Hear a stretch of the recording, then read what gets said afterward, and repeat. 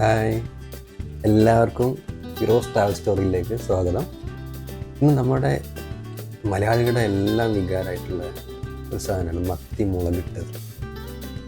നമ്മുടെ ചോറിൻ്റെ കൂടെയും കപ്പയുടെ കൂടെയും പത്തിരിൻ്റെ കൂടെയൊക്കെ നമ്മൾ ആസ്വദിച്ച് കഴിക്കുന്ന ഒരു വിഭവമാണ് അല്ലേ.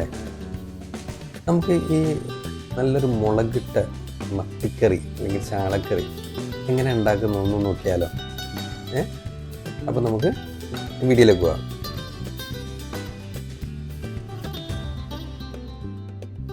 അരക്കിലോൻ്റെ മത്തിക്കറി ഞാൻ ഉണ്ടാക്കാൻ പോകുന്നത്. അതിന് വേണ്ടി ഒരു പാനിൽ ഒരു 4 ടേബിൾ സ്പൂൺ വെളിച്ചെണ്ണ ഒഴിക്കുക.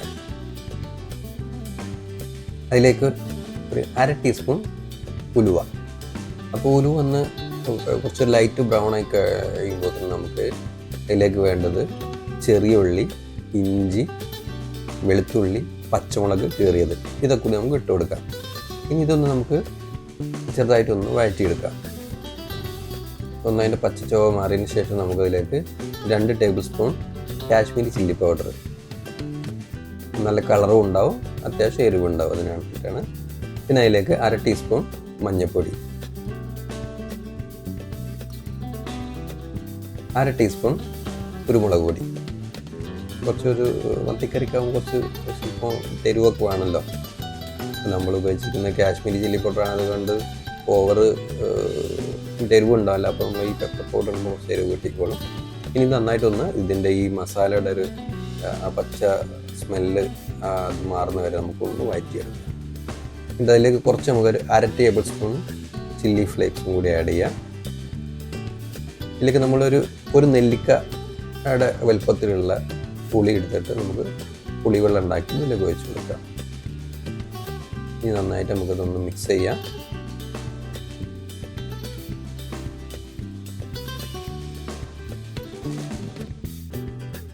എല്ലായിടത്തും നല്ല രീതിയിൽ എത്തുന്നതായിട്ട് നമുക്ക് നല്ല കൂട്ടി ഒഴിച്ച് കൊടുക്കണം. ഓക്കെ, നമുക്ക് ഏകദേശം ഒരു മിക്സിങ് ആയിട്ടുണ്ട്. ഇനി നമുക്കിതിലേക്ക് വേണ്ടത് ഇതിലേക്ക് വെള്ളം ഒഴിച്ചു കൊടുക്കുക. വെള്ളം ആവശ്യത്തിന് ഞാൻ കുറച്ച് കറി കൂട്ടിയിട്ടാണ് വെക്കുന്നത്, അതുകൊണ്ട് ഞാനൊരു 1.5 കപ്പോളം വെള്ളം എടുത്തിട്ടുണ്ട്. ഇനി അതിലേക്ക് ഒരു വലിയ തക്കാളി അത് കീറിയത് നമുക്ക് ഇട്ട് കൊടുക്കാം. ഇനി നമുക്കിത് നന്നായിട്ട് ഒന്ന് അടച്ച് വെച്ചിട്ട് കുറച്ച് ഹൈ ഫ്ലെയിമിൽ തിളപ്പിച്ചെടുക്കണം. നമ്മൾ തിളപ്പിച്ചെടുത്തതിന് ശേഷമാണ് ഇതിലേക്ക് ഇനി നമുക്ക് മീനിട്ട് കൊടുക്കേണ്ടത്.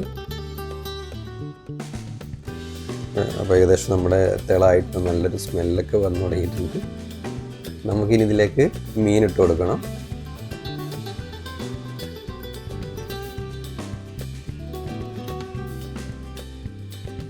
അര കിലോ വൃത്തിയാക്കിയ മത്തിയല്ല, ചാള. ഒരു 7 പീസാണുള്ളത്, അത്യാവശ്യം വലുപ്പമുള്ള ഒരു മത്തിയാണ്. നമുക്ക് ഇട്ട് കൊടുക്കാം.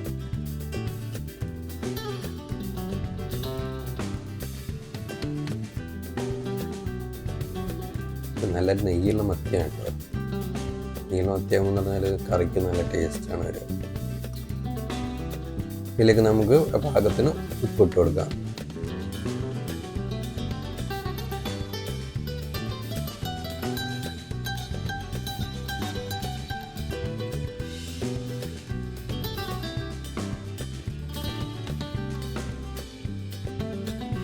കറിവേപ്പില,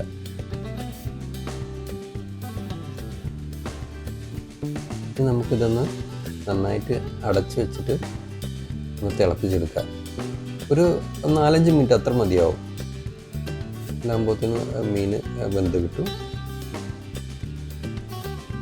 ഇവിടെ മീൻ ഏകദേശം ആയിട്ട് നല്ല മണമാണ് കേട്ടോ, സ്മെല്ലൊക്കെ വരുന്നുണ്ട്. നമുക്ക് ഇനി ഈ മുളക് കറീൻ്റെ ചെറിയൊരു പൊടിക്കായി എല്ലാവർക്കും അറിയുന്നത് തന്നെയാണ്.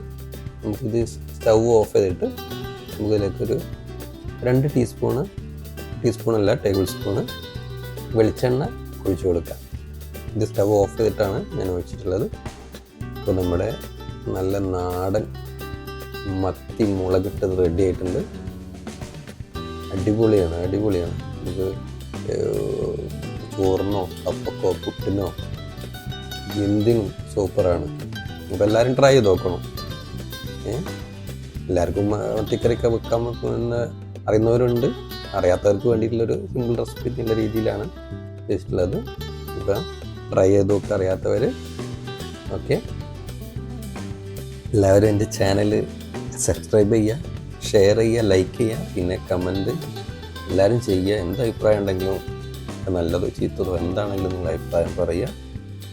ഓക്കെ, അപ്പോൾ ഇനി അടുത്തൊരു റെസിപ്പി ആയിട്ട് നമുക്ക് കാണാം. Okay, by.